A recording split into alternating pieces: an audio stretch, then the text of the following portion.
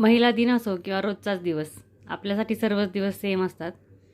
आपली कामं काय रोजच असतात. तर महिला दिनाच्या माझ्या सर्व सखींना खूप खूप शुभेच्छा. तर आज महिला दिन असला तरी पण आज संडे आहे. संडेमुळे आज मी इडलीचा घाट घातला होता. इडली वगैरे झाली आणि मग नंतर पापड करायचे होते. तर पापडासाठीचं पीठ मळायचं म्हटलं की खूप मोठं टेन्शन असतं. कारण एकदम चिकट पीठ असतं ते आणि मळायला खूप त्रास होतो. घट्ट मळावं लागतं. ते पीठ मळलं आणि नंतर पापड करायला घेतले आम्ही. दुपारपर्यंत झाले होते आमचे पापड 3:30 पर्यंत. नंतर मग काल करून आणलेले गहू थोडेसे कचरा होता त्यात, ते उपनायचे राहिले होते. त्याची उपणी करून घेतली